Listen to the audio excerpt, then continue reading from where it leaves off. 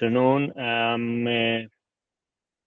I received this project from you, and I want to do the first few piles with you, and then you will do the rest yourself.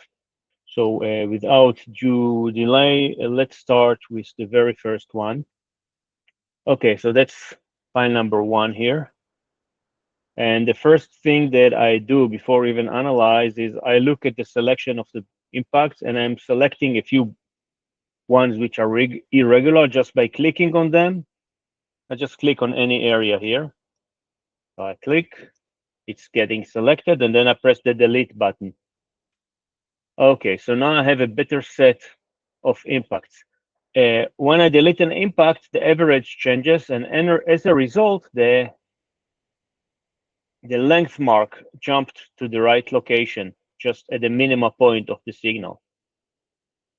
So we can see that this difference between 5.6 and 5.8 meters from the expected length is really neglectable. It's basically the same length. Next thing I want to look at is I want to make this amplitude and this amplitude the same. For this, I need to amplify the signal more so that this area will be more amplified. One way to do that is to play with the amplification bar here and change it. You can also just hover over it and see what's the effect, and then click on the right amount. Or you can use the magic wand icon here, just so no matter what's your amplification, just click on it and it's going to set these levels exactly the same. So this file looks perfectly good. I want to add, usually I like to see a little bit more scale here. So I just double click any of the scale numbers. Gives me a little bit extra room here. It's just more of a aesthetic preference. So since all your piles are about this length, I'm going to use this as a default scale. I'm going to save this pile. Now I'm going here to the pile menu, modify all, and I'm going to set the length scale to all piles to 11 meters. So it's going to be uniform in the project. Okay, and pile number 2. File number 2, again, we have some irregular impacts, but it's not that bad, so I'm not going to delete them. You can see that the length mark is not on the right location. So what I can do, this is the length mark, and a simple double click on that, or a right click, and it's going to jump to the minimum point of the average. So it's just snapped to the right location. Next thing I want to do is match these levels using the magic wand. Got it. I've got the scale. Everything looks good here. And I can move to the next pile using this icon here. Okay, again, a few noisy impacts, but not that bad. Magic wand. Looks good. Next. Okay. Magic wand. It's not working well. Why? Because the length mark was not on the right place. So right click on the length mark, magic wand. Okay, looks better now, but I can see that some of the impacts are really noisy. You should really improve your hammering technique. Now, another way to watch and get a very good assurance that this is indeed the end is by doubling the length. So I just dragged the scale here to get more scale. Now I'm going to drag the end of line here.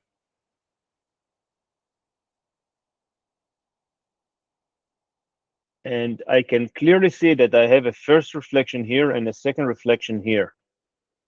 So this is a very good verification, especially if I increase the amplification. I can see that I have a reflection and a second reflection. So I'm quite sure that this is indeed the end of the pile. Okay, to get back to my changes, of course, I can undo them one by one, but I can also click here the undo button and just go back on amplification, back on the end of line, back on scale, and I got what I did 3 steps ago. Next pile, pile number 5. Pile number 5 is a bit more interesting. First of all, let's click the end of the length mark to the location. Got it. Let's do automatic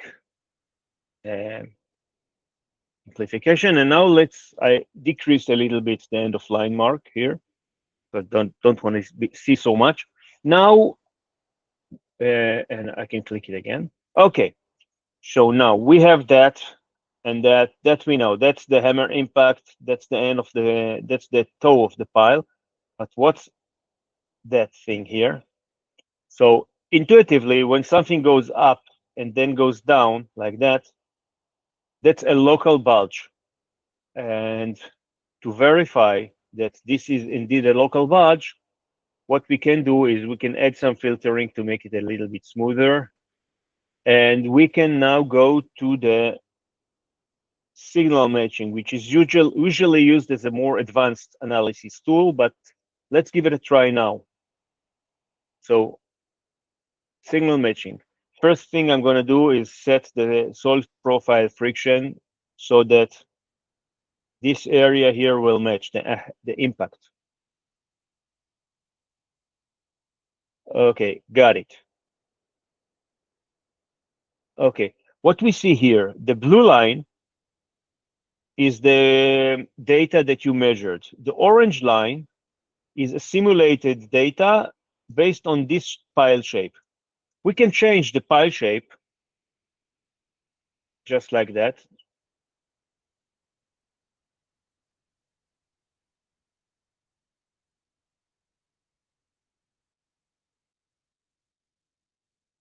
And it already gives us quite a good idea that we are not that far from reality. Maybe it's a bit exaggerated. We can also ask the software to do it for us automatically using that button. And although this is a more advanced analysis technique, let's give it a try now. So I'm pressing that. It's running some mutation on my selection. And as you can see, the orange line gets really close to the blue line now. We get a very nice match. We can stop it now. And we can see that we have a local increase. Okay, stop. We can see that we have a local increase in diameter here. Okay, we can ignore this pen-shaped thing. It's quite typical. We're going to use the save button and then exit. So saving and exit.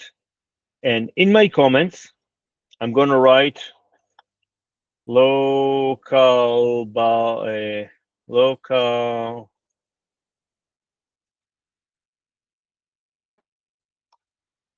cross-section increase.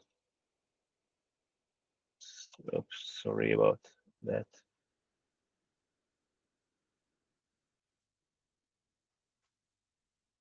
And I'm going to use the mouse to click on the right location instead of typing the length. So I typed it. Fine. Okay. No big deal. I'm going to move to the next pile. Okay, pile number 6. We can see some noisy data here. Let's delete it. Rest of the pile looks quite uniform. Length mark was moved now to the right location and increased the scale a little bit. This difference here is really no big deal. So that's a good pile. Let's just press the magic wand once again and move next. Okay, this is a bit more challenging pile. Length mark is on spot. Magic wand shows us this. And what we can see is that we have probably at least one local increase here. And this might be a second one or a second reflection from the same local increase. It's quite hard to tell. And usually it's too presumptuous to find two issues below the length. So let's just say non-uniform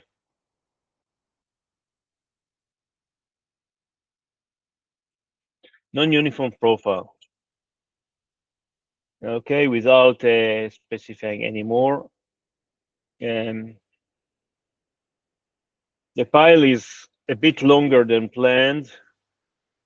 6.5, so a meter and some longer than planned, but that's what we get. It's quite clear that this is the end. Again, we can do the same trick here, trying to look at second reflection, but because this pile is quite noisy, which this should be at 15 or something, it's quite hard to tell if this is indeed a second reflection. Undo, and next pile. Pile number 8, analyze it the same way as you analyzed pile number 7. Let's put the length mark here. Magic wand.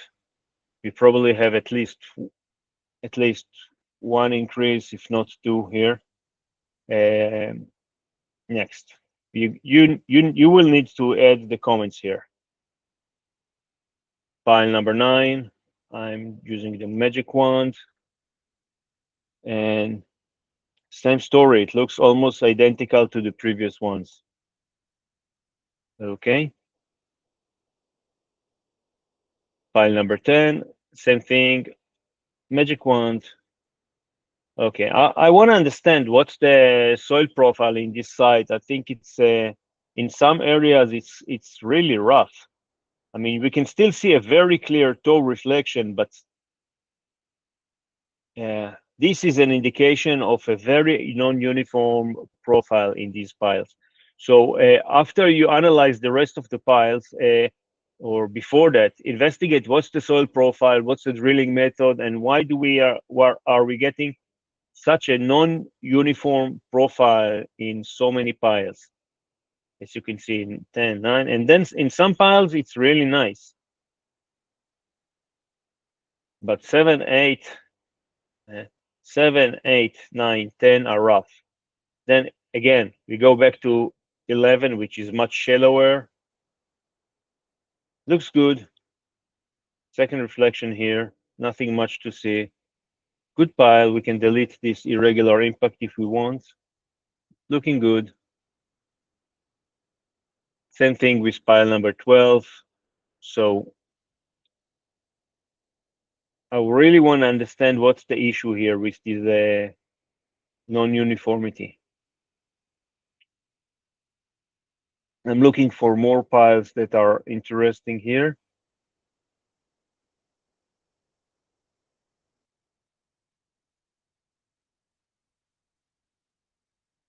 Okay.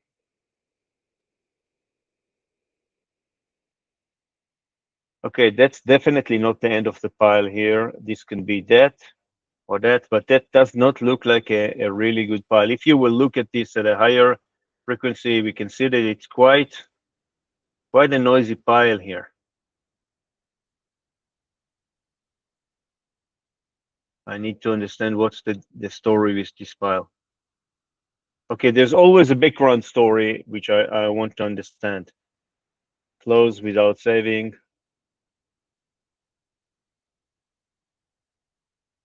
I'm just scrolling through the piles, trying to find out something more interesting. Okay. What we can see in this pile number 83 is that we have a very repetitive noise here. Really repeats. We can verify that using two methods. The most intuitive one is this icon here, the repetition marks. And the repetition marks is something that you can put and stretch together. And then you can see that it really repeats at a very uniform interval. It always matches the low of the pile. So we have a very uniform repetition period, which is, if you move the mouse over the first one, which is at 0.8 meters. Okay, and we can still see the end of the pile here. So two things we need to do. First of all, we're going to apply a lot of filtering and sharpening. So a lot of filtering, even number 10, a lot of sharpening. Now this pile looks a little bit better, a little bit clearer. Magic wand, double click on the length, forget the repetition marks. Okay, this now looks quite good. But in our comments, we're gonna write that we have a reflector at 0.8 meters. Okay, so that was 83. Let's and looked at. Oh.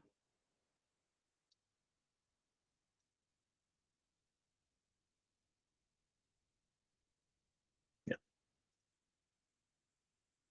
I'm looking for more things like that. Okay, so number 93 shows a very similar thing. Just apply a little bit more filtering, a little bit more sharpening, and use the same comment about the reflector.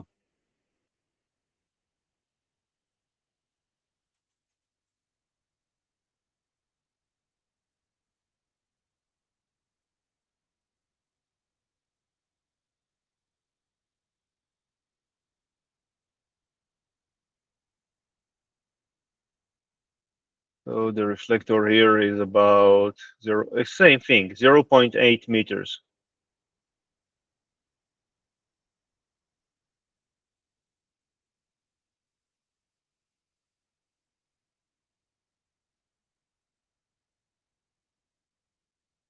Okay, I think I analyzed all classes of files here. So what you need to do is analyze all of the files the same way I did.